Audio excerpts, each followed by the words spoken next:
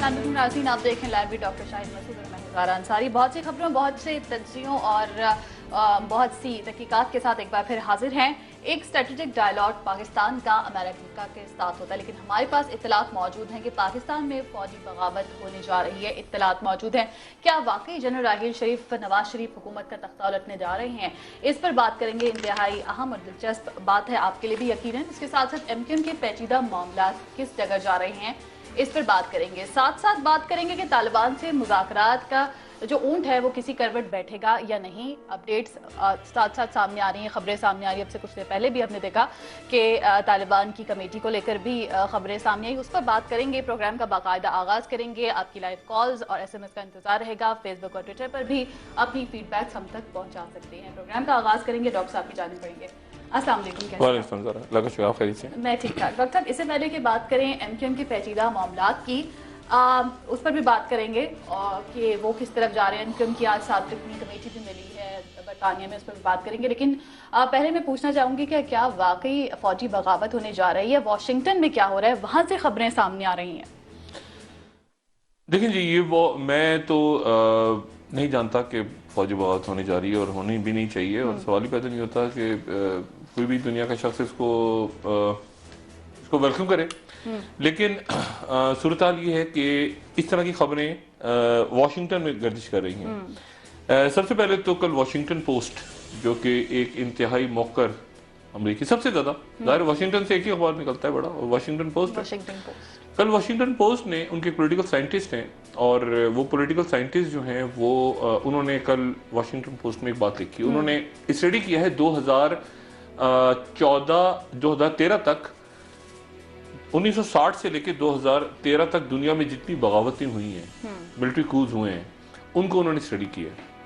और वो स्टडी करने के बाद उन्होंने मुख्तलिफ वजूहात बताई हैं कि किसी मुल्क में बगावत क्यों होती है। मईशत ख़राब हो जाए, सियासतदान अहल हो जाए, बाहर की फोर्सेज इंटरवीन हो जाए, सिविल वॉर हो जाए, ये हो जाए, वो हो जाए, सारा कुछ कर करा के उन्होंने फिर एक मैपिंग की है, मैथमेटिकल साइंटिफिक मैपिंग करके उन्होंने वॉशिंगटन पोस्ट में कल छाप दी है।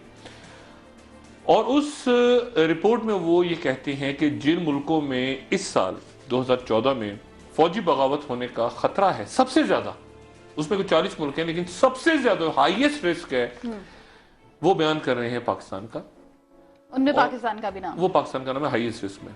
अफगानिस्तान के रीजन में वो अलग रीजन है, ज़ाहिर है वो सिविल वॉर होती है, जो भी मामला होते हैं, फौज पता नहीं एक फौज है, कितनी फौजी हैं, अफगान आर्मी कहाँ जाती है आगे, तालिबान में से कितने उनमें से तालिबान को चले जाते हैं, क्या होता है अप्रैल के बाद हम कुछ नहीं जानते, अप्रैल से पहले क्या होता है हम कुछ नहीं जानते अफगानिस्तान में। लेकिन पाकिस्तान का नाम उसमें बहुत ऊपर रखा है उन्होंने। सब सहारन कंट्रीज का नाम है, लेकिन वहाँ होती रहती हैं बगावतें।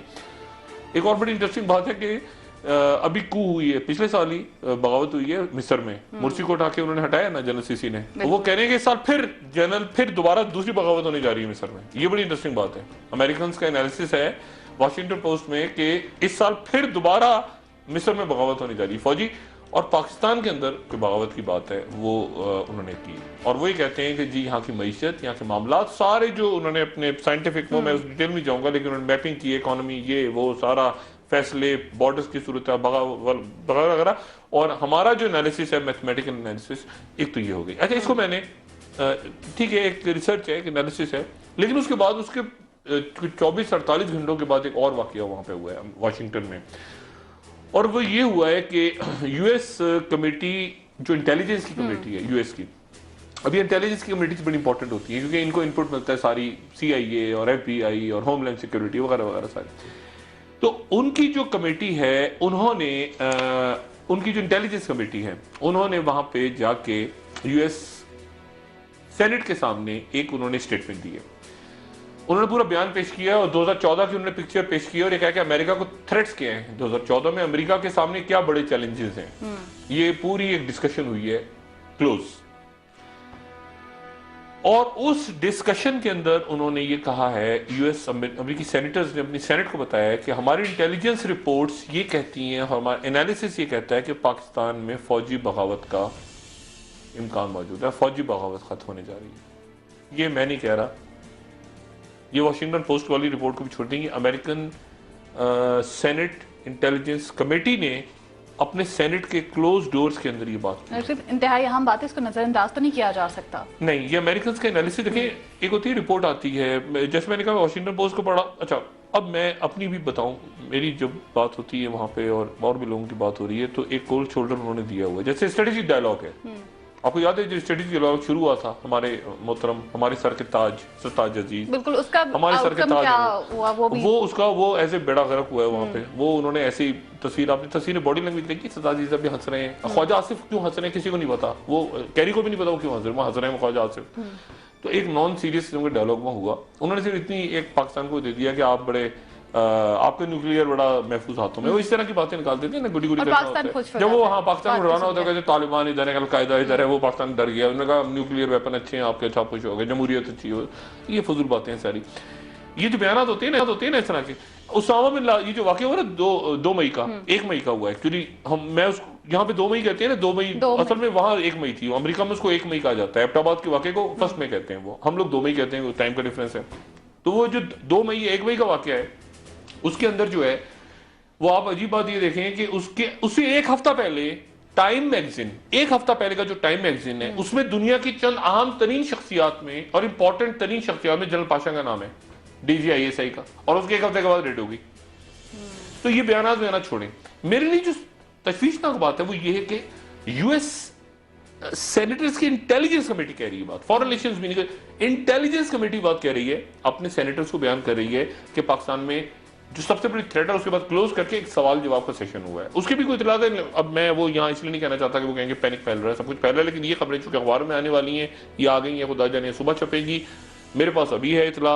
अमेरिकन सेनेटर्स ने अपनी कमेटी में पाकिस्तान की फौजी बगावत को डिस्कस किया है, और उसमें उन्होंने कहा है कि मियां नवाज शरीफ साहब जो हैं, उनकी पॉलिसीज, माशी हालात वगैरह वगैरह जो भी पैरामीटर्स है, ये काम है जलीलाबाद जिलानी साहब का, जो कि वहाँ सफीर हैं, जिनका कोई ताल्लुक नहीं है नवाज शरीफ साहब से, जो कि एस्टेब्लिशमेंट के आदमी हैं। मियां नवाज शरीफ को क्या पता वहाँ कौन है। वाजी शमसुल हसन साहब भी पीपल्स पार्टी के बैठे हैं, पता नहीं किसके बैठे हैं। तो मियां साहब चूंकि बाहर उनका कोई है ही नहीं सिलसिला, जो साकदार साहब आते हैं वो बस साकदार भी हैं, और खुदा जाने सरताज अजीज भी हैं, ख्वाजा आसिफ भी हैं। तो एक अजीब व गरीब सी सूरत हाल है। तो उस सूरत हाल में वहां पे वाशिंगटन में ये डिस्कस हुआ है, उनकी सेनेट की इंटेलिजेंस कमेटी ने ब्रीफ किया अपने हाउस को कि पाकिस्तान में फौजी बगावत होने जा रही है। लेकिन जब ऑपरेशन की बात हुई थी डॉक्टर साहब, तब तो मियां साहब ने आकर कहा था ये कि फौज और हुकूमत एक पेज पर है, जब ऑपरेशन की बात हो रही थी तालिबान को लेकर। लेकिन इसको भी कोट किया गया है उस रिपोर्ट में, ये भी कहा गया कि पब्लिकली तो मियां साहब ने ये कहा है, लेकिन फिर खदशात वार्निंग भी दे दी गई रिपोर्ट में। देखिए होता ये है ना कि ये हमेशा इसी तरह होता है, एक पेज पे हैं। कौन एक पेज पे है, कौन कहाँ पे एक पेज पे, ये तो सियासी बयान है ना। ये तो ऐसे ही है कि पाकिस्तान और अमेरिका, वो पाकिस्तान और चीन वो अजल से अबद तक इत्तेहादी रहेंगे, वो जैसे निकाह पे नहीं होता हम साथ साथ रहेंगे अगले जन्म में, ये फजूल सी बातें बिल्कुल। एक पेज कौन सा खाक पेज है। आप मियां नवाज शरीफ साहब, पाकिस्तान में सबसे ज्यादा वेल इन्फॉर्म्ड आदमी कौन होता है मुझे बताएं, सबसे ज्यादा इतलात किसके पास होता है? DGISI के पास। मुशर्रफ साहब के वक्त में DGISI थे general Ziauddin Bhatt, most inform आदमी। उसको मियां नवाज शरीफ ने आर्मी चीफ बनाया कि ये DGISI, इसके पास सबके पास सारी खबर होगी। वो DGISI साहब को जब पहना रहे थे, तारे लगा रहे थे यहाँ पे उनके, तो बगावत हो गई। यानी DGISI को भी नहीं पता, DGISI को उसकी करने से बंदूकें। यानी यहाँ क्या होता है सिस्टम, मोहतरमा लेकर आ गए जनरल कल्लू, और उनको कल्लू से पूछा उन्होंने बुला के, अपने शम्स कल्लू साहब से, हमीदुल साहब पूछा कि सब खैर है, उनका सब खैर है, बगावत हो गई, गवर्नमेंट टूट गई। ये इस तरह नहीं होता, अल्लाह ना करे पाकिस्तान में ऐसा हो। लेकिन जने शरीफ साहब भी कम आते हैं टीवी पे, वो अभी तक आए भी नहीं है शायद, उनकी तस्वीरें मैंने एक आध देखी है वो इधर उधर। बिल्कुल वो एक तो ISPR जनरल बाजवा साहब से मैं एक आध दिन मिलने वाला हूँ, ये पता नहीं जनरल बाजवा साहब भी हमारे ISPR के माशाल्लाह कोई अजीब हो गए, उनकी तस्वीर शायद अफरीदी के साथ आ जाती है, अगले दिन दौरा करते हुए थोड़ा ISPR को भी मेरे ख्याल से एक आध दिन में मिलकर उनको भी तरफ समझाएंगे कि जरा थोड़ा सा वो सही करें मामला। लेकिन ये है कि ISPR भी कुछ फॉरेन ऑफिस बनता जा रहा है, रवायती किस्म के बयान दे रहा है, जरा दम पकड़े और थोड़ा सा जरा चीजों को टेक करके। जैसे पिछले दिनों ये हुआ, उनको जाके मारकुट लगी ना, ये जो गुंडा नासिर थे, ये जो आप चेक पोस्ट पर लगे, ISPR बिल्कुल ISPR का कोई रोल नहीं था। ये उल्टी सीधी खबरें निकलना शुरू हो गई, उसके बाद जाके मीडिया ने जरा थोड़ा, मीडिया में तो बैठा है ना एक से एक फितना, ये मार दिया वो मार दिया, बेगुनाह मर गए, फलां मर गए, फलां मर गए, कुछ नहीं हुआ था। वहां जाके क्रिमिनल्स को मारा था और बड़े अच्छे टारगेट अचीव किए थे। ये जो भी टारगेट ऑपरेशन हुआ था ये खजूरी चेक पोस्ट पे, तो ISPR थोड़ा सा दम पकड़े जरा, और ठीक है एक्सटेंशन वगैरह मिल जाएगी बाजवा साहब को, ऐसा कोई मसला नहीं है, लेकिन काम अपना ठीक करें मेरे ख्याल से। डॉक्टर साहब, दूसरी डेवलपमेंट पर चलते हैं। तालिबान टॉक्स को लेकर, कमेटी को लेकर बात की है, कहाँ पर खड़ी है? मौलाना अब्दुल अजीज साहब के हवाले से ये बयान सामने आ रहे थे कि उनसे कांटेक्ट किया जा रहा है ताउन के लिए मेजर आमिर साहब की जानिब से। उस बारे में मैं आपसे जानना चाहूँगी कि मेजर आमिर मीडिया पे नहीं आ रहे हैं, इज्तनाब कर रहे हैं, लेकिन आपकी उनसे इस हवाले से कोई बात हुई हो, आपको कुछ मालूम हो, इन दोनों का ताल्लुक के हवाले से भी जानना चाहूँगी। मेरी अभी बात हुई मेजर आमिर साहब से। अच्छा। मेजर आमिर साहब से मेरी अभी 15 मिनट पहले बात हुई कि तालिबान कमेटी को, इस पूरी कमेटी में असल आदमी मेजर आमिर है, ये आप ज़हन में रखें। इसमें असल आदमी ना इरफान सिद्दीकी है ना रहीमुल्लाह, इसमें असल आदमी मेजर आमिर है, ठीक है, जो अपने जो उनका हल्का अहबाब है, जो उनके राब्ते हैं, जो उन पर ट्रस्ट है लोगों को। रोशन शाह मोहम्मद साहब के बारे में कल मैंने बताया था कि वो ऐसे ही एक हैं। रहीमुल्लाह यूसुफ बड़े क्रेडिकल आदमी है, सॉफ्ट आदमी है, वो ज़्यादा उलझते नहीं है इन मामला में, शरीफ उन्नफ्स आदमी है। मेजर आमिर साहब अच्छे ज़रा अग्रेसिव, पुराना ISI का बैकग्राउंड और अच्छे बड़े नफीस आदमी है। मिडनाइट जैकॉल में उनका नाम आता रहा बीबी की हुकूमत गिराने के लिए, लेकिन उसके बाद उनके ताल्लुकात अच्छे हो गए जरदारी साहब से। जैसे मैंने बताया था DGIB की, वो कहते हैं कि ऑफर हुई, और मुझे अच्छी तरह पता है कि वो मिलते थे डॉक्टर कयूम सुमरो से, जरदारी साहब से उनकी जाती मीटिंग होती थी, ये मेरी अपनी नॉलेज में। मेजर आमिर साहब जो हैं वो असल रोल प्ले कर रहे हैं। दो शख्सियातें अब्दुल अजीज नाम के जब नाम आए ना, तो आप भी और नाज़रीन से गुजारिश है कि जरा कंफ्यूज ना हो। एक है मौलाना अब्दुल अजीज। मौलाना अब्दुल अजीज साहब वो हैं जो लाल मस्जिद वाले हैं, ठीक है ना, जो अब्दुल रशीद साहब के भाई थे और भाई हैं, और अब्दुल रशीद साहब वहाँ पे उनको शहीद कर दिया गया था। और अब्दुल अजीज साहब जो हैं वो उसके बाद वो बुरका और सारा किस्सा हुआ, वो लाल मस्जिद के हवाले से। दूसरे हैं शाह अब्दुल अजीज। शाह अब्दुल अजीज जो हैं वो बड़ा इंपॉर्टेंट कैरेक्टर हैं। वो हैं शाह अब्दुल अजीज जो समीउल हक साहब के बड़े करीबी साथी हैं, और 2002 में इलेक्शन लड़के कौमी असेंबली में पहुंचे थे। अच्छा। और जिनके और फिर उसके बाद 2008 में कत्ल हो गया था, यहाँ पे पोलिश इंजीनियर को मार दिया गया था, तो शाह अब्दुल अजीज साहब को अरेस्ट कर लिया था 2009 में ऑपरेशन के दौरान। और बड़ी तस्दीक, हाँ, और उनके कर्ज से ताल्लुक है, उनको सामने लाके बड़ी तस्दीक हुई थी और उनको बड़ा तमाशा हुआ, तो फिर रिलीज हो गए थे। शाह अब्दुल अजीज साहब बड़े गहरे आदमी, बहुत गहरे, और बड़े, उनका बड़ा असर और रसूख है अलकायदा के सर्कल्स में भी, तालिबान के सर्कल्स में भी, अक्रॉस द बॉर्डर दोनों तरफ, और बड़े सोचो बड़े एक जबरदस्त आदमी है। अब मेजर आमिर साहब ने मुझे ये कहा, मेजर आमिर साहब का मैं कोट कर रहा हूं, मेजर आमिर साहब ने मुझे कहा कि शाह अब्दुल अजीज साहब ने, वो वाले शाह अब्दुल अजीज करक वाले और तालिबान वाले, नॉट लाल मस्जिद, शाह अब्दुल अजीज साहब ने फोन किया है मेजर आमिर को और कहा है कि मेरी दुआएं आपके साथ हैं। मौलाना अब्दुल अजीज जो हैं, अब मौलाना अब्दुल अजीज साहब का क्या ताल्लुक है मेजर आमिर साहब बड़े क्लोज हैं। मैंने पहले भी आपसे कल भी ये अर्ज किया था कि इस कमेटी में ऐसे अरकान मौजूद हैं जो एक बड़ी कारोबारी शख्सियत के बड़े करीब। मेजर आमिर साहब बड़े करीबी दोस्त हैं मलिक रियाज साहब, जो हमारे मुल्क के एक जाना पहचाना नाम है, जिन हवालों से भी मैं उसमें नहीं जाना चाहूंगा। मलिक रियाज साहब एक साहब हैं। अब मलिक रियाज साहब के बड़ा क्लोज है मेजर आमिर। और लाल मस्जिद का जो वाकया हुआ, तो लाल मस्जिद के वाकये के बाद मस्जिद के साथ तो जो हुआ वो सबने देखा। मौलाना अब्दुल अजीज और उम्मे हफ्जा और ये जो बच्चियां वगैरह थी सारी, इनको मलिक रियाज साहब ले गए। उसको मलिक रियाज साहब को असाइन किया आपकी इस्टेब्लिशमेंट ने। मलिक रियाज साहब माशाल्लाह इस्टेब्लिशमेंट के साथ, यानी साहब और भाई और सारा तो है ना मलिक रियाज साहब को पुराना सिलसिला।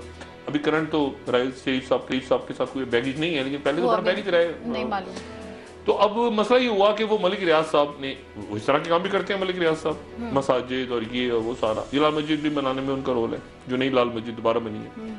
तो ये उनकी फैमिलीज को वहां ले गए, यानी बहरिया टाउन का ये जो मलिक साहब का इलाका है, जो उनका ये वहां रहे मौलाना अब्दुल अजीज साहब, और वहां पे सारा। अब हुआ ये कि मौलाना अब्दुल अजीज साहब यानी बड़े मशहूर, और बहुत सारी बच्चियां, एक और भी इस्लामाबाद में शख्सियत हैं ताजिक खोकर, जो आजकल जेर हिरासत हैं, उन्होंने भी कुछ बच्चियां को अपना मदरसा वगैरह बना के वहां पे रख लिया। एक दफा मैंने पूछा उनसे, मैंने कहा जी सुने, हाँ, उन्होंने कहा हाँ बिल्कुल मैंने ये काम किया रही।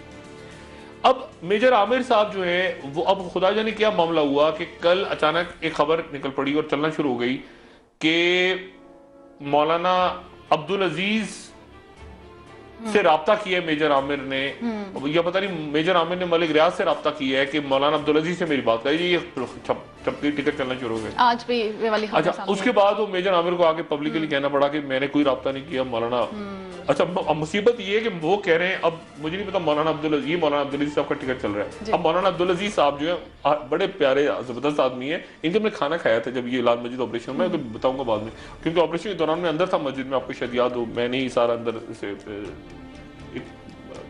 बुरी याद है, मेरी बहुत बुरी यादें हैं उसकी। लेकिन बहरहाल अब हुआ ये है कि मौलाना अब्दुल अजीज साहब और मेजर आमिर साहब के दरमियान में कहीं मलिक रियाज हैं, तो मलिक रियाज साहब ने सारी सेटलमेंट करवाई थी।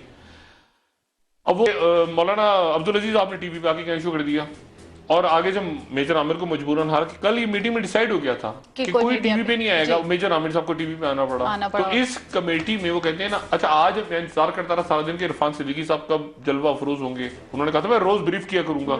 अब अंदर इतनी खटपट पड़ी है कि वो मेजर आमिर, अच्छा सीरियसली काम मेजर आमिर कर रहे हैं सर, मैं आपको फ्रैंक जो मैं आज बता रहा हूँ ना, इसमें सीरियस काम सिर्फ मेजर आमिर कर रहे हैं। बाकियों को टीवी पे आने का शौक है, मेरी तरह टीवी पे आके बैठने का शौक है, ठीक है।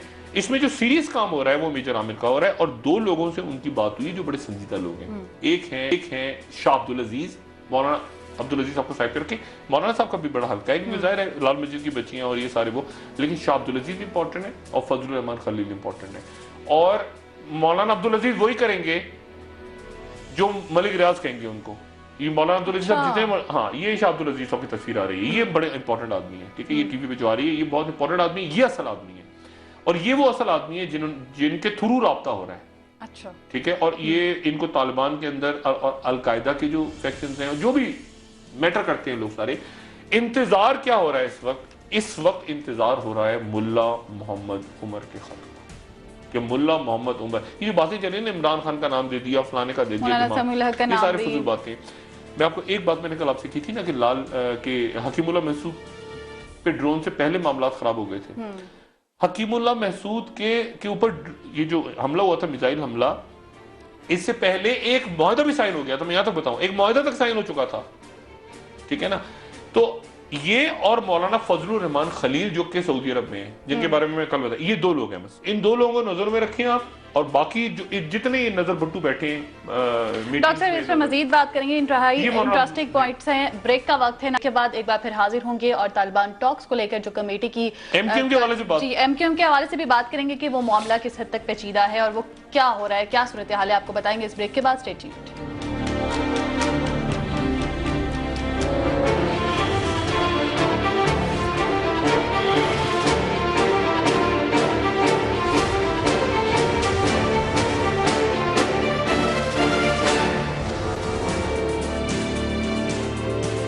ब्रेक के बाद आपको एक बार फिर खुशामदीद कहेंगे। मुत्तहिदा कौमी मूवमेंट के मामला क्या हैं और ये पेचीदा क्यों होते जा रहे हैं, अब इस पर बात करेंगे। डॉक्टर साहब, 7 रुकनी वक्त भी मिला डिप्टी बरतानवी हाई कमिश्नर से और यादाश्त भी जमा करवा दी बीबीसी की डॉक्यूमेंट्री के अगेंस्ट, लेकिन मुत्तहिदा के मामला क्या हैं और किस तरफ जा रहे हैं, पेचीदा क्यों होते जा रहे हैं? एहतजाज भी रोक दिया उनकी जानिब से, अल्ताफ हुसैन ने खिताब भी करना था, क्या सूरत हाल है? देखिए, दो बातें। पहली बात तो ये कि इस बात में कोई शक नहीं कि एमक्यूएम मुल्क की एक बड़ी सियासी जमात है, उनके वोटर्स हैं, अल्ताफ हुसैन साहब एक मकबूल लीडर हैं, उनके चाहने वाले हैं, ये अपनी जगह बात दुरुस्त है। एमक्यूएम के लिए लंदन में मसाइल बढ़ रहे हैं, ये बात एक अलग बात है, और ये कोई तज्जिया नहीं है, ये कोई मतलब ये इंफॉर्मेशन है जो आ रही है, सामने आ रही है। मसला सारा ये है कि कल मैंने बताया था शर्लॉक होम्स और जेम्स बॉन्ड का झगड़ा है। एक शर्लॉक होम्स है मेट पुलिस और जेम्स बॉन्ड है आपके MI6, ठीक है ना। अब MI6 में जेम्स बॉन्ड में आते हैं आपके बाहर की एम्बेसी। अब जेम्स बॉन्ड हांगकांग में फंस गया, वो कहाँ जाता है? अपनी एम्बेसी में घुसता है। MI6 एम्बेसीज होती है MI6 में, ठीक है ना, पुलिस नहीं बैठी होती। आप कभी बाहर जाए ना किसी एम्बेसी में, पाकिस्तानी एम्बेसी में, आपको पाकिस्तानी पुलिस नजर नहीं आएगी, आपको ISI IB के लोग अंडर कवर नजर आएंगे। तो जेम्स बॉन्ड बाहर फंसता है ना कहीं, तो अपनी एम्बेसी में जाता है। अच्छा, अब मसला ये है कि बाहर के हाई कमिश्नर जी वो बेचारे, वो उनका काम होता है एप्लीकेशन वो ले रहे हैं। असल मसला है लंदन का और लंदन मेट्रोपॉलिटन पुलिस का। अच्छा, ये जो जितनी इंफॉर्मेशन हुई है, जो BBC ने डॉक्यूमेंट्री बनाई है, वो BBC को दी गई है स्कॉटलैंड यार्ड की तरफ से, यानी पुलिस की तरफ से, डिटेक्टिव से, और उनको दी है पाकिस्तान के सियासतदारों ने। मैं आपको मुस्तकिल कह रहा हूँ, कह रहे हैं ना सामने लाया जाए। ये प्रोग्राम मैं पाकिस्तान से कर रहा हूँ, ये प्रोग्राम मैं कोई अर्जेंटाइन में बैठ के नहीं कर रहा, वो यहीं पर मौजूद हैं। मेरे एमक्यूएम के भाइयों को अच्छी तरह पता है, पता होना चाहिए, वो यहीं मौजूद हैं बंदे। वो कहते हैं ना, वो कहाँ ढूंढ रहे हैं, वो इधर ही मौजूद हैं। खालिद शमीम भी इधर ही हैं, वो कामरान भी इधर ही और काशिफ भी इधर ही हैं और काफी दिनों से हैं और रिकॉर्ड हो चुका है बयान, रिकॉर्डेड बयान आगे उनका हसास अदारे ले चुके हैं, हसास अदारों ने आगे दे भी दिया है बयान। और आप ये देखें, मेरी सिर्फ गुजारिश सुने, इफ्तिखार हुसैन साहब जो कि अल्ताफ हुसैन साहब के भतीजे कहा गया, अभी वसीम अख्तर साहब ने कहा कि उनके दूर के रिश्तेदार हैं जो भी हैं, जिनको वो कह रहे हैं कि उनका दिमागी तवाज़ुन दुरुस्त नहीं, चलें जो भी दुरुस्त नहीं है, ठीक है, वो मीटिंग्स में तो बैठते रहे ना साथ, एमक्यूएम की लंदन की मीटिंग्स में। इफ्तिखार हुसैन साहब को कहां से अरेस्ट हुआ किया गया था? बाबर गौरी साहब कहां से? वो कनाडा से आ रहे थे लंदन, पाकिस्तान से जाते हुए तो नहीं पकड़ा ना।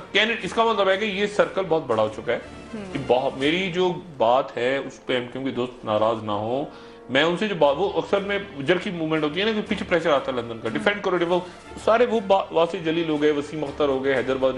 अच्छा, लंदन वाली बात समझते हैं, क्राइसिस आता है ना, क्राइसिस, वो पैनिक हो जाते हैं, मीडिया ये है, मीडिया वो है, दुनिया पीछे लगी हुई है। वो वजह कि बैठ के पुरसकून अंदाज में मसले को रिजॉल्व करते हैं ना, आप बैठते हैं, जंगी हालात हैं, क्या आप किया जाए, ये मसला हो गया, ये मसला हो गया, ये मसला कैसे करें। एक होता है गुस्से में आ जाए, इसको गालियां, उसको गालियां, लटरम पटरम और गंद होती है और गड़बड़ होती है बीच में। अब मसला ये है कि अब एमक्यूएम ने ठीक की, इस वक्त एमक्यूएम ठीक कर रही है, पिछली दफा ठीक नहीं किया था, वो कराची का जलसा वलसा मार कुटाई वो गलत हुआ, अभी तो एमक्यूएम ठीक कर रही है।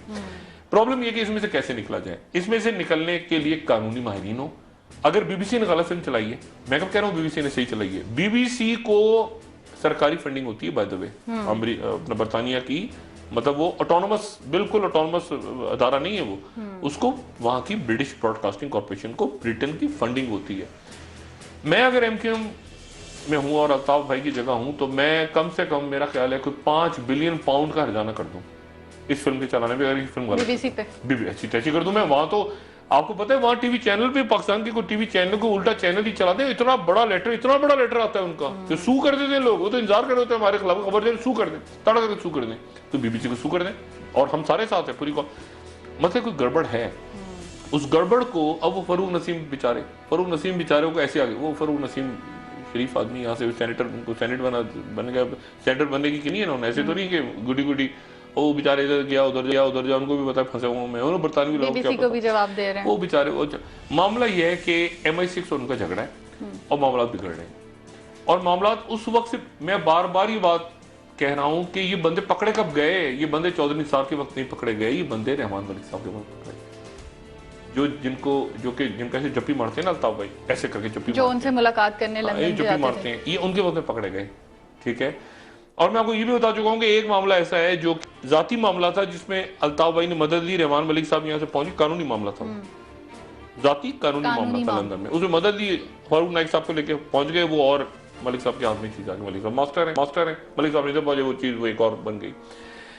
इसके अलावा कारोबारी मामला भी हैं, इसके अलावा बिजनेस डॉक्यूमेंट्स भी हैं, इसके अलावा और भी बहुत, इतना बड़ा जत्थे के जत्थे जमा है जो कि अजाब बना हुआ है। ये हमारे बहुत से एमक्यूएम के दोस्त नहीं बात पर कर पा रहे हैं, उनके भी जैसे ऐसे मोटे मोटे जत्थे बने हुए हैं, जैसे गत्थे होते हैं ना, जमीनें फलाना लटरम पटरम, ये वो पैसा वैसा। अब मसला ये कि आप जब असाइलम लेते हैं ना बाहर जाके, उस वक्त आपको जी आए आपको बुलाते हैं, बाहर के मुल्क, बाहर के एस्टेब्लिशमेंट, आइए तशरीफ लाइए, सबके वारी, ये पकड़ी पासपोर्ट पकड़ी, आपको नजर में रखते हैं, आपके वीक पॉइंट्स इकट्ठे करते रहते हैं, आप जो मर्जी करें जाके, गया जी गो, आप कहते हैं कितना प्यारा मुल्क है यार, नोट, जहां उनको वक्त आता है ना, वो एकदम से वो झाड़ते हैं नीचे, जब दराज खोलते हैं, फाइल निकाल के ये रख लेते हैं, इसने ये किया था, इसने ये किया, ऐसे नहीं, आप कहते हैं ये क्या बात हो गई। तो वो सारा का सारे पलंदे उनके पास है, इसलिए आप इसको कानूनी तौर पे देखें, नंबर 1। नंबर 2 बात बड़ी इंपॉर्टेंट है कि वो जो एमक्यूएम भी कह रही है बात कि आखिर इतने सालों से क्यों नहीं, अब क्यों हुआ, यही मेरा सवाल है कि ये एमक्यूएम को पता होना चाहिए, और उनको पता है कि इस वक्त क्यों हो रहा है, पहले क्यों नहीं हुआ, इस वक्त क्यों प्रॉब्लम आ रही है लंदन में, पहले क्यों नहीं आई। और मैं फिर अपनी बात दोहराना हूं, मैं बार बार कह चुका हूं, अल्ताफ भाई को चाहिए कि अपनी मौजूदगी में, ये मेरा मशवरा है, मैं बार बार, मैं समा में भी कह चुका हूं, 6 महीने पहले भी कहा था, अब दोबारा कह रहा हूं कि वो किसी एक को अपनी प्रेजेंस में, अल्ताफ भाई की सेहत ठीक नहीं है, जेन्युइनली, और एस्टेब्लिशमेंट्स में, इंटरनेशनल एस्टेब्लिशमेंट्स में इस बात पे कंसर्न है। अब जो मर्जी गाली दें, मुल्क, रियासतें एस्टेब्लिशमेंट्स ही चला रही होती हैं, सारे मुल्क चला रही होती हैं, ठीक है ना, बरतानिया को भी उनकी कोई अपना गॉर्डन ब्राउन नहीं चला रहा, वो तो कह रहे हैं जान को खतरा है, वो तो कहेंगे पॉलिटिकल बयान, जान को तो मेरी भी, सबकी जान को खतरा है ना, मेरी भी जान को खतरा है, ये मुशर्रफ साहब नहीं कह, मुझे दिल का दौरा पड़ सकता है, मुझे भी पड़ सकता है दौरा, भाई सबकी जान को खतरा है, मैं भी बैठे बैठे कुर्सी गिर जाए मैं मर जाऊं, तो जान को सबके खतरा है। मसला ये है कि वो चाहे, उनको ये चाहिए कि वो जो मैसेज उन तक पहुंच रहा है, ये बात मैं वसूख से बताऊं कि अल्ताफ भाई को एक मैसेज पहुंचाया जा रहा है कि ऐसा करें, वो नहीं करते, वो सेकंड एपिसोड आ जाती है, उस नहीं करते, फिर थर्ड आ जाती है, वो मामला बढ़ता जा रहा है, बढ़ता जा रहा है, बढ़ता जा रहा है। इमरान फारूक के चक्कर में कोई गड़बड़ घोटाला था तो ये छापा पड़वा दिया उन्होंने, ठीक है ना, मनी लॉन्ड्रिंग शुरू करवा दी कि बिल्कुल ही फंसा दें, इधर नहीं तो इधर, इधर नहीं तो इधर, इधर वो गुत्तियां बढ़ती चली जाएंगी, उसको वहां से पकड़ लिया, एयरपोर्ट पकड़ लिया, उसने करवा दिया, उसकी टेप आ गई, उसके नाम आ गए, ये चीजें बढ़ती चली जाएंगी, आने वाली दिनों में और बढ़ेंगी, ठीक है। इसलिए अल्ताफ, और बीच में मैं बताऊं, बीच में अब मैं बहुत बड़ी बात कहने लगा, बीच में अल्ताफ भाई को अच्छा मैसेज भी भेजा गया, इस्टेब्लिशमेंट ने अच्छा मैसेज भी भेजा। अब आपको ये अच्छा मैसेज कैसे भेजा? बिल्कुल ऐसे भेजा कि एक सीट, अब मैं बहुत अजीब सी बात कहने लगा हूं, लेकिन एक सीट बाकायदा अल्ताफ भाई को मैसेज पहुंचाया गया कि ये सीट आप नहीं जीत रहे, लेकिन ये सीट भी आपको दी जा रही है। अच्छा। कौमी असेंबली की सीट अंदरूनी सिंध की बाई इलेक्शंस में दी गई, ठीक है। मैं नहीं चाहता एमक्यू मेरी तर्दीद करे इस बात की, मगर इसको रखें, मेरे पास भी बातें, उनके पास भी बातें, इसको रखें। यहां तक बात गई, इस हद तक इस्टेब्लिशमेंट ने कहा कि ये कोई जो बात वो मैसेज दे रहे हैं उस बात में सौंपने का, एक सीट भी अंदरूनी सिंध के इलेक्शंस में, वो इलेक्शंस फौज की निगरानी में हुए थे, यहां तक मैं कहता, वो सीट बाई इलेक्शंस की एमक्यू ने ले ली और मैसेज दे दिया लंदन में कि सीट भी आपको दी है। उसके बावजूद लचक नहीं आ रही, वो लचक। अच्छा, अब अल्ताफ भाई को मेरा क्या मशवरा है, और भी बहुत सारे मामला होंगे, मैं बीच में, मुझे नहीं पता क्या मामला होंगे। मुझे इतना पता है एक दो जनरल पाशा जाके मिले थे अल्ताफ भाई के साथ, मुझे इतना पता है, मुझे और भी कुछ चीजें पता होंगी। अब मसला ये है कि वो जो मैसेज दिया जा रहा है ना, इस्टेब्लिशमेंट में हकीकतन इस बात का कंसर्न है कि खुदा ना खास्ता अल्ताफ भाई की तबीयत खराब हो गई, अल्ताफ भाई गुस्से में आ जाते हैं, कभी नाराज हो जाते हैं, अपने कारकुनों पे भी, अपनी राब्ता कमेटी में भी बहुत दफा प्यार भी बहुत करते हैं, वो तो गुस्से में भी आ जाते हैं, तकरीर करते हुए गुस्से में आ जाते हैं, उससे और गड़बड़ हो जाती है, ठीक है। तो एक मैसेज जा रहा है आगे कि खुदा ना खास्ता, जैसे मैंने कहा था ना, बीबी की तो निकल के आ गई ना पटारे में से एक वसीयत, वो पता नहीं क्या थी, बहरहाल अब छोड़ दें, लंबी कहानी है, वो वसीयत निकल के आ गई, उसको इस्टेब्लिशमेंट ने सपोर्ट किया और वो चल पड़ी। इस्टेब्लिशमेंट उसको ना करती, वो ऐसे चीटोड़ मोड़ जाती। अल्ताफ भाई को कहा जा रहा है कि आप एक नंबर 2 अनाउंस कर दें, ये क्या, क्योंकि डर ये लग रहा है कि खुदा ना खास्ता अल्ताफ भाई की तबीयत खराब हो गई है, कोई बात ऐसी ज्यादा खराब हुई तबीयत, तो ऐसा ना हो कि अंदर स्प्लिंटर ग्रुप्स बन जाए, क्योंकि स्प्लिंटर ग्रुप्स बड़ी पार्टियों की तरह एमक्यू में भी मौजूद हैं और अजीबोगरीब, वो किसी को नहीं मानते, ये इसको नहीं मानता, वो उसको नहीं मानता, और सेक्टेरियन तौर पे भी मसला है। ये जो पिछले दिनों मसला हुआ था ना कराची में, झगड़ा हुआ था अंदर हमाद सदीकी साहब वाला, इसमें भी एक सेक्टेरियन एंगल था, मैं डिस्कस नहीं करूंगा। तो सेक्टेरियन ग्रुप्स ना बन जाए। कराची में मौलाना औरंगजेब फारूकी साहब, देखे ना, मौलाना औरंगजेब फारूकी साहब एक कुवत पकड़ रहे हैं कराची के अंदर, कराची में और लोग मौजूद हैं इस वक्त जो कि मजहबी जमाते हैं। कराची में एक ऐसी जगह है जो कि तहरीक इंसाफ ने ले ली है, एक बैठे हुए एएनपी वाले जो इंतजार कर रहे हैं कि उनको इशारा हो, उनको इशारा होगा 2 मिनट में शुरू हो जाएंगे एएनपी वाले भी, वो भी ऐसी गुडी गुडी, सारा लिबरल मोहब्बत, माजिब पठानी, ऐसे ही सारी। आपको याद नहीं सरकार मिर्जा के वक्त क्या हुआ, सुबह उधर कट्टी बाड़ी थी गोलियां, इधर 20 गिरे, उधर 50 गिरे, एक कराची में टर्मोइल आ जाएगा, और इस वक्त कोई टर्मोइल नहीं चाहता। इंटरनेशनल एस्टेब्लिशमेंट क्यों नहीं चाहती? क्योंकि एग्जिट कराची से हो रहा है, एग्जिट कराची पोर्ट कासिम से तो नहीं हो रहा ना, कोई आपके गवर्नर से तो नहीं हो रहा, वो सारी यहीं से निकलते हैं। हिसाब किताब कौन बनाता है? महाजिर। लेकिन ट्रक कौन चलाता है? पठान। इंटरनेशनल एस्टेब्लिशमेंट की भी जान निकलती है कि यार पठान महाजिर झगड़ा ना हो जाए कहीं, ठीक है ना। तो उन्होंने दोनों को ठंडा किया हुआ है, वरना तो खून के प्यासे एक दूसरे के। असफंदियार वली साहब, ट्रक तो वो पठान चलाएगा ना, वहां से कंटेनर चलेगा, और हिसाब किताब कौन बनेगा कराची में? एक सैकी होती है ना, वो एमक्यूएम से ताल्लुक रखने वाले वो लोग, ये ऑफिशियल काम, ये सारा उतर रहे हैं नंबर्स, और ट्रक रात भर चला के वो चमन क्रॉस करेगा या कोई खबर। तो मसला ये है कि वो मैसेज जा रहा है, ठीक है, कि आप इसको इस तरह से कंटेन करें, और इसीलिए फारूक सत्तार साहब और गवर्नर साहब आगे हुए, और इस मसले को इस्टेब्लिशमेंट पूरी इन्वॉल्व है। जहां पे गवर्नर से कोई ज्यादा इस्टेब्लिशमेंट की बात आगे पहुंचाने की कोशिश करते हैं, तो वहां एक लंदन में अल्ताफ भाई को कह दिया जाता है ये तो फौज का आदमी है, वो पता चला गवर्नर साहब को ही फड़का देते हैं, हटा दो हटा दो हटा दो, और गवर्नर डिजाइन करके गायब हो गए बेचारे। कभी फारूक सत्तार पे टोपी आ जाए। ये कराची पाकिस्तान में जो एमके है ना बेचारे, बड़े अच्छे लोग, बहुत वासिफ जलील, हैदर अब्बास रिजवी, वसीम अख्तर, ये वो सारे गुड नाइस पीपल लोगों में रहते हैं ना, सारे लोग इनके बड़े अच्छे। मुसीबत ये कि लंदन को कैसे कन्विंस किया जाए, और लंदन में अल्ताफ भाई को कैसे, अल्ताफ भाई के आसपास जो लोग हैं वो भी अच्छे हैं, अनवर भाई हो गए, मुस्तफा भाई हो गए, बाकी लोग हो गए, अनीस भाई हो गए, लेकिन मसला ये है कि वो वहां पर यहाँ का और वहां का जो गैप है ना, वो उसमें गड़बड़ हो जाती है कहीं। तो अब ये है कि वहां पर एक उन्होंने कहा अच्छा चलो यहाँ तो छोड़ो, अब लेकिन यहाँ कुछ कम हुआ, वहां उन्होंने कहा लंदन में ही कर दो। इस्टेब्लिशमेंट्स ने कहा पहले यहाँ मामला सेट हुआ, वो लंदन ऊपर ही, उन्होंने कहा लंदन में ही ले आओ, उस गैप को कम करने की अब कोशिश। देखिए ना यहाँ कराची में, पाकिस्तान में कुछ नहीं हुआ, वरना पाकिस्तान में भी तो हो सकता था ना। पाकिस्तान में फड़का देते 5-6 लीडर, पाकिस्तान में एमक्यूएम के अंदर पड़े होते जेलों में, पाकिस्तान में तो मजे से घूम रहे हैं, टीवी पे आ रहे हैं, हमारे साथ गपशप लगाते हैं। उन्होंने कहा लंदन में इस्टेब्लिशमेंट का प्रॉब्लम वहां क्रिएट हो रही है, तो लंदन को उन्होंने जरा थोड़ा सा टाइट की है, और मेरे ख्याल से ऐसी जगह लेकर आ गए कि जहां अच्छा 4 फिल्में, मैं इससे पहले कि आप वक्फा लें जो भी बात हो, वक्फे का वक्त हो रहा है, कम से कम 3 से 4 फिल्में तैयार हो रही हैं इस वक्त। अच्छा, मुझे आज से 5 महीने पहले नदीम मलिक साहब ने अपने प्रोग्राम में बताया था, तो मैंने कहा था बीबीसी की फिल्म तैयार हो रही है दूसरी, उस वक्त उन्होंने सबने तरदीद की। आज मैं आपको बता रहा हूँ 3 से 4 फिल्में तैयार हो रही हैं, और अब अमेरिका के अखबारों में आने वाली है खबर, अच्छा। बरतानिया से निकल के अमेरिका में आने वाली है। मैं कोई डरा नहीं रहा, मैं वो बता रहा हूँ जो मेरी सोर्सेज हैं, ये खबरें और तैयार हो रही हैं, कहानी और आगे चलेगी।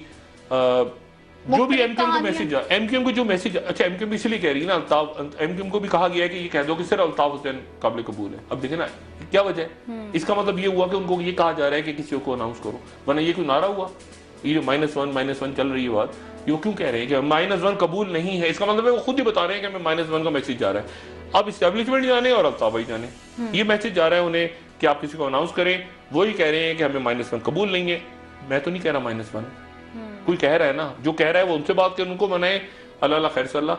हमारा काम तो ये कि तजिया करें और कराची हमारा सुकून से रहे। बिल्कुल, और मामला क्यों पेचीदा हुए ये काफी हद तक हमने जाना। नाज़रीन, ब्रेक का वक्त हो रहा है, ब्रेक के बाद कि गवर्नर स्टेट बैंक मुस्ताफी क्यों हुए हैं, एमक्यूएम के हवाले से एक बात रहेगी, एमक्यूएम के हवाले से भी बात करेंगे, डॉक्टर साहब बताना चाह रहे हैं, और गवर्नर स्टेट बैंक के हवाले से भी बात करेंगे, आपको बताएंगे कि वजह क्या बनी उनके मुस्ताफी होने की। स्टेट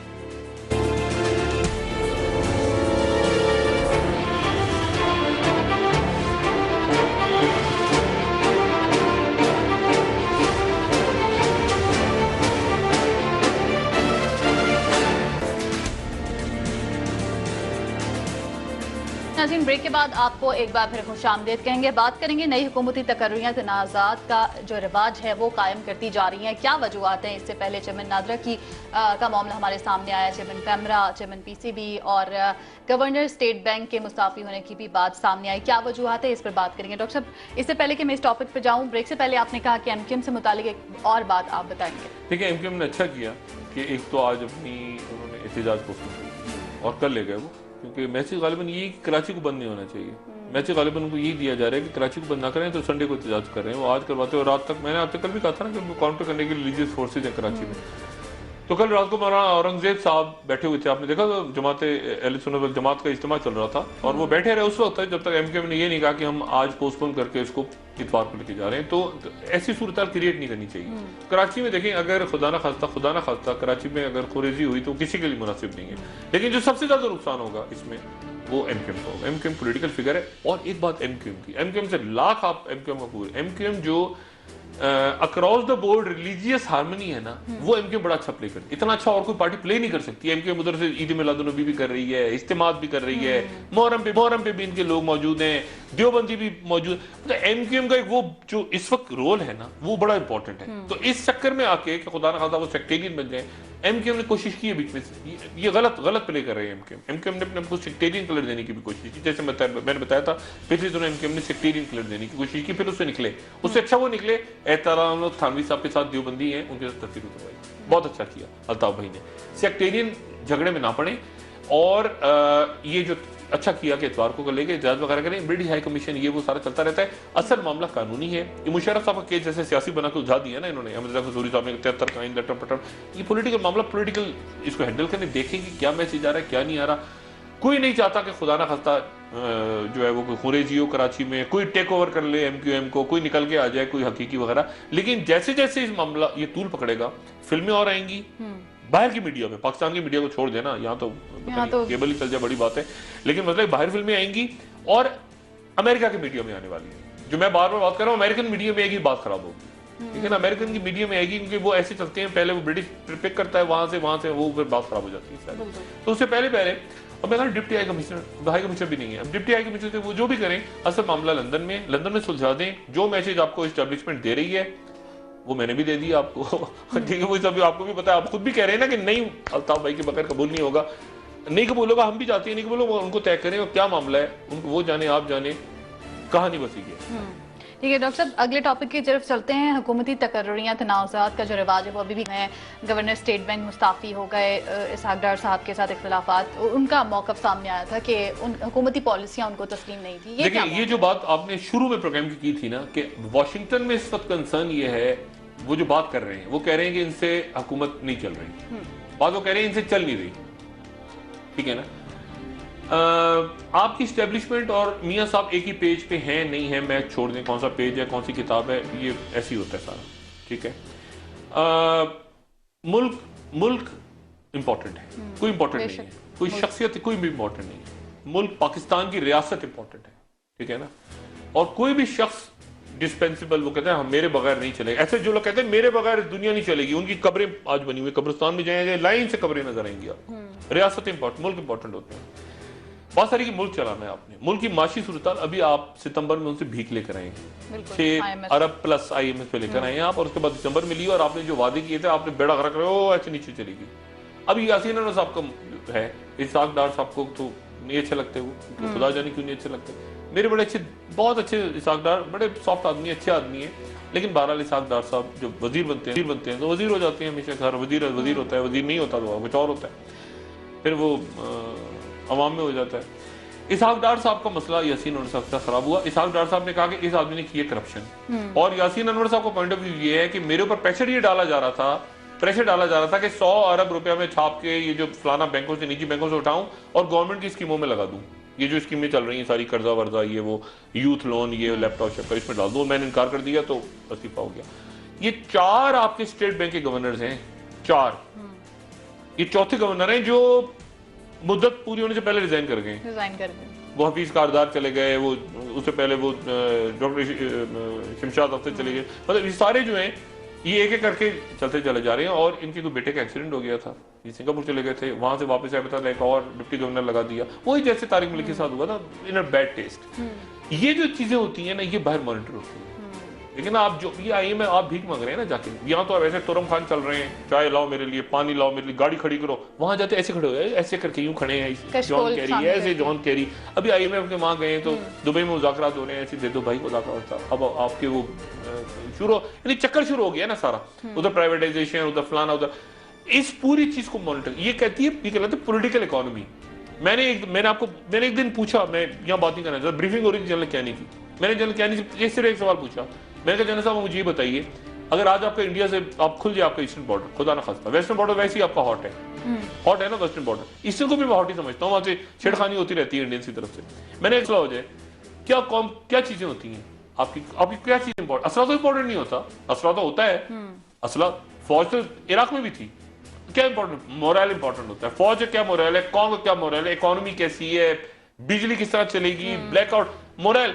अब आपने सभी को ठुस कर दिया, एक निकम्मा आता है उसके बाद सुपर निकम्मा आके बैठ जाता है, सुपर निकम्मा जाता है उसके बाद टेट्रा निकम्मा बैठ जाता है आके, यानी चोरों का टोला बिठाया हुआ आपने सारा, ये किस तरह क्या होगा।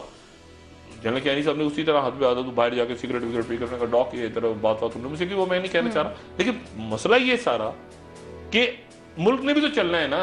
अब एक बच्चा क्यों उसको, यानी क्यों बच्चे पढ़े जब उनको पता है कि चोर के बच्चे ने आके पेपर लेके और यहाँ पे डॉक्टरेट की डिग्री ले लेनी, कल को जो देख रहे हैं डिग्री के साथ डॉक्टरेट की डिग्री ऐसे लोग MPhil PhD के लिए जाने दे देते हैं बच्चे बेचारे, आपके मुल्क के, आपकी कौम के, और एक से एक चोर को आपकी डॉक्टरेट डिग्री मिल रही है, डॉक्टरेट की डिग्री, फलाने को डॉक्टरेट की डिग्री, फलाना डॉक्टरेट डिग्री। आपने देखा तमक किस तरह बिक रहे हैं, यानी जो फैज है उस फैज को मिला है, या जो आपके हबीब जालिब को मिला है इस मुल्क में, या जो अशफाक अहमद को मिला है, ये जो बड़े बड़े अदीबों को मुल्क में मिला है, तमगा हुस्न कारकर्दगी और बड़े बड़े आपके सिविलियन एजाज, वो देखें आपके लोगों को मिले 5-6 सालों में। आप देखें लिस्ट तो पढ़े, आप कहेंगे आपको नफरत होनी शुरू हो जाएगी कि यार ये हो क्या रहा है। बिल्कुल। देखिए बात ये है सारी कि इस तरह एक लिमिट होती है, एक हद होती है, ये दुनिया भी देख रही है।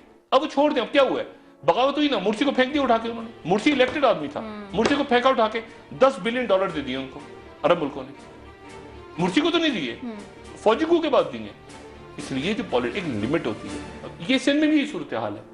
सिंध में भी यही, मैं आज आपके प्रोग्राम में रिकॉर्ड कह रहा हूँ, लोगों का ख्याल है कि सारे कब्जे वब्जे, ये खेल वेल, सारा पैसा बाहर निकल गया, एक एक चीज अंडर वॉच, ऐसे बटन दबेगा और गड़बड़ गड़बड़, जैसे आप कहते हैं माइक्रोस्कोप के नीचे। नहीं, एक एक चीज माइक्रोस्कोप के नीचे है। ये डिप्लोमेटिक बैग, आपके ख्याल से इनमें पैसा जाता है तो क्या मैं अब बात नहीं करना चाह रहा, ये डिप्लोमेटिक बैग में लोग पैसा बन के जाते हैं ना, कि डिप्लोमेट चेक नहीं हो रहा, इसके तरीके हैं बड़े, ये भी बड़ा मॉनिटर होती है, एक चीज कैश कहाँ गया, कौन किधर गया, क्या हुआ सारा। तो बात सारी ये है कि इसको हमने किस तरह से आगे चलाना है, मियां साहब ने किस तरह से इकोनॉमिक पॉलिसीज करनी है, किस तरह से, मतलब है कि इसको वो खुश नहीं है, वो से मुराद मेरी अमेरिका नहीं है, वो से मुराद मेरी ये है कि उनके पास पल्स जारी है कि पाकिस्तान के अंदर बेचैनी है, इनसे लोगों से काम नहीं हो रहा। मियां साहब के लिए क्या चीज इंपॉर्टेंट है? मियां साहब ने एक काम तो बहुत अच्छा किया है, और बहुत अच्छा किया काम, और वही उन्होंने ये किया है कि उन्होंने ये मुज़ाकरात की कमेटी बना के कम से कम ये फौरी तौर पर ऑपरेशन, लेकिन उसके साथ ही मैसेज क्या जा रहा है वहां पे, वजीर उनके प्राइवेटली क्या कह रहे हैं कि ऑपरेशन होने जा रहा है, ऑपरेशन होने जा रहा है, मारामारी, जिसके नतीजे में नॉन सीरियस नजर आ रही है। हर आदमी कह रहा है कि ये कमेटी, मैं भी ये कह रहा हूँ, मूवमेंट्स हो रही है ना, एक गुस्सा है कि यार क्या मतलब है, क्योंकि 6 महीने आपने ऐसे गुजार दिए, 6 महीने के बाद आपने एपीसी की पटारे में से क्या निकाला, ये इरफान सिद्दीकी है, ये मेजर आमिर हैं, ये मेजर आमिर ने कहा सलीम साफी से, सलीम साफी ने कहा मैं नहीं आऊंगा, उसने कहा तू आ जा, उसने कहा तू आ जा, अब फरमाइशी टिकट चल रहे हैं, कई टिकट फरमाए, टीवी चैनल से फोन कर करके फरमाइशी टिकट जो है वो, हाँ इमरान खान का भी आ रहा है, इमरान खान आना चाह रहे हैं, उनको भी शामिल करें, उनको शामिल कर दिया जाए। इमरान को पता नहीं, अब इमरान मैं तो समझने से काफिर हूँ, अब समी उलझ के ले गए तो इमरान खान आ जाए, इमरान खान को इसको हेड करेंगे इरफान सिद्दीकी साहब, और नीचे बैठेंगे इमरान खान, इमरान, मतलब कुछ समझ नहीं आ रहा। आपने इरफान साहब के कॉलम्स पढ़े हैं, मतलब ये अजीब गरीब बात है। मैं इस ये नहीं, नॉन सीरियसनेस है एक्चुअली, ये नॉन सीरियसनेस है, और ये नॉन सीरियसनेस इसी को देख के जो तालिबान के लोग हैं वो कह रहे हैं कि मामला सारा का सारा ऑपरेशन की तरफ लेके जा रहे हैं। लेकिन उनकी जानिब से भी अभी तक मजलिस शूरा की जानिब से उनकी कमेटी का ऐलान नहीं, उनके पहले नाम तो आ गए थे 3 परसों, जो मैंने कल के प्रोग्राम में बात की कि मुल्ला फजलुल्लाह जो उनके हैं, उन्होंने फिर बात की दोबारा। लेकिन हुकूमत यहाँ जो कुछ नॉन सीरियसनेस हो रही है ना, देखिए मैंने आपसे फिर कहा कि ये फजल खलील साहब पीछे हट जाएंगे, वो हट गए थे एक लेवल पे पीछे, और शाह अब्दुल लतीफ पीछे हट जाएंगे, वो ये नॉन सीरियसनेस देखेंगे ना। आज ब्रीफिंग होनी थी, आज ब्रीफिंग क्यों नहीं हुई? आज होनी थी ना, इरफान सिद्दीकी साहब को ब्रीफिंग दी नहीं, क्यों नहीं दी? क्या प्रोग्रेस हो रही? वो उन्होंने कहा दिनों में हो जाएगा मामला तय, हफ्तों में, महीनों में नहीं, सालों में, दिनों में। रोज की ब्रीफिंग देना, आज क्या हुआ, कल क्या हुआ, परसों क्या हुआ। आज तो तनाजात खड़े हो गए, अब्दुल अजीज साहब कह रहे हैं कुछ और, सलीम साफी साहब ने कॉलम लिख दिया, मुझे बुलाया गया था, मैं नहीं आया, फलाना, जो एक अजीब प्रोसेस है। और पॉलिटिकल फिगर्स, ये बात मैं पहले कह चुका हूं, अमेरिकन को और बाहरी बात भेज चुकी हैं, बार बार ये बात कह चुकी हैं कि जी हम करवाने को तैयार हैं। मैं आपको मिसाल, एक बड़े पॉलिटिकल लीडर का नाम ही नहीं था तालिबान की तरफ, उनका नाम डाला गया, नाराज ना हो जाए मौलाना फजलुर रहमान साहब, उन्होंने कहा मेरा नाम भी डाल दें, तालिबान की तरफ से नाम आ गया, हालांकि नाम ही नहीं था। डॉक्टर साहब, सोशल मीडिया पे भी ये तालिबान की जानिब से जो कमेटी में नामों का मुतालबा किया गया, वो नाम सामने आ रहे हैं। इमरान खान साहब का नाम तालिबान की तरफ से डालने के लिए कहा जा रहा है, मौलाना समीउल हक साहब का नाम आ रहा है, मुफ्ती किफायतुल्लाह साहब का नाम आ रहा है, प्रोफेसर इब्राहिम का नाम सामने आ रहा है तालिबान की जानिब से, और मौलाना अब्दुल अजीज साहब का नाम भी सामने आ रहा है। तो ये क्या है तालिबान की जानिब से उनकी कमेटी? उनके तो दिल चाहेगा ना शाहिदुल्लाह शाहिद साहब नाम दे दें 15। देखे ना, मतलब है कि आपने कुछ चीज कर, मैं कह रहा हूँ नॉन सीरियसनेस है दोनों तरफ से, इस तरफ से चूंकि है तो उस तरफ से भी है। अब उधर तालिबान की तरफ से नाम आ जाए, उनकी तरफ से नाम आ जाए कि जी आप वीना मलिक का नाम डालें हमारी तरफ से, क्या होगी? देखिए नॉन सीरियस एटीट्यूड है ना, नॉन सीरियस एटीट्यूड हो रहा है ना। इनका नाम डाल दें, उनके वो कह रहे मैं नहीं आना चाह रहा, मेरा नाम इसका डालेंगे तो मेरा बैठेंगे। ओ भाई, उससे पूछा आपने इमरान खान का नाम डाल, इमरान खान से पूछा, इमरान खान ने नहीं, मैं कह रहा ना इधर से चूंकि नॉन सीरियसनेस शुरू हो गई है शुरू, बदकिस्मती के जो नहीं होनी चाहिए थी। ये कमेटी के नाम, जो कमेटी के नाम नॉन सीरियसनेस हुई। चौधरी सार पुल आउट किया उन्होंने, आप वो देखें, वो पिक्चर देखी आपने, चौधरी सार को साइड पे बिठाया हुआ है, वहां आगे बैठे हुए इरफान साहब जो हमेशा वजीर आज़म के साथ बैठे थे ना, वजीर दाखिला, वो पीछे उन्होंने ब्रीफिंग नहीं दी। चौधरी सार अभी तो बोले नहीं इसके ऊपर कि क्या हुआ क्या नहीं हुआ, वो खामोश होकर गायब हो गया। आज इरफान साहब भी सामने नहीं है। अब मेजर आमिर से वो बेचारे मेजर आमिर लगे हुए अपनी जगह, वो कॉलें कर रहे हैं, वो फजलुल्लाह खलील साहब सऊदी अरब से आ जाएंगे, आते आते देर 5 तारीख को उन्होंने वापस आना है, वो आएंगे। शाह अब्दुल अजीज साहब ने कहा, मुझे मेजर आमिर ने कहा कि मैंने फोन किया, हमें उनसे मेरी दोबारा मुलाकात होगी, वो कहते हैं मुझे मेरी पूरी ब्लेसिंग्स शाह अब्दुल अजीज साहब ने दी, अल्लाह करे दी हो, क्योंकि मेजर आमिर कलीदी किरदार है। मैंने कहा ना मेजर आमिर पे सारा घूम रहा है, ये नाम मेजर आमिर ने दिए हैं, रहीमुल्लाह यूसुफ सही, ये वो सारे, सलीम साहब, मेजर आमिर कलीदी किरदार है, उनको कामयाब होना चाहिए। वो अगर, और एक उनकी पर्सनैलिटी की खास चीज वो बड़ी जल्दी यानी छोड़ भी देती है। वो देखेंगे नहीं कि नॉन सीरियसनेस हो रही है, वो कहेंगे खुदा हाफिज, अलग हो, वो अलग हो गए, बदकिस्मती। इस प्रोसेस को, पीस प्रोसेस को आगे जाना चाहिए, खास तौर पे उस वक्त तक जब तक बहुत ही चीजें क्लियर ना हो जाए, और खासतौर पे अफगान इलेक्शन। ठीक है, पीस प्रोसेस को आगे और बहुत चीज है बीच में बम फटेंगे, अल्लाह ना करे, बीच में धमाके होंगे, सब कुछ होगा, क्योंकि और फोर्सेज भी है ना बीच में। ये चर्च पर अटैक किसने किया था, ठीक है ना, और बहुत इंटरनेशनल इस्टेब्लिशमेंट फोर्सेज भी है बीच में, उनसे बच के मुज़ाकरात को आगे बढ़ाएं। ठीक है डॉक्टर साहब, हम भी दुआ गो हैं, बहुत शुक्रिया आपका कि जो भी फैसला हो वो मुल्क और कौम की बेहतरी के लिए हो। नाज़रीन, प्रोग्राम का वक्त खत्म हो रहा है, आपकी फीडबैक का इंतजार रहेगा। मेरी तरफ से आपको खुदा हाफिज। डॉक्टर साहब, आप अपने दोस्तों रिश्तेदारों, गिरदो नवाज लोगों का सब ख्याल रखिएगा।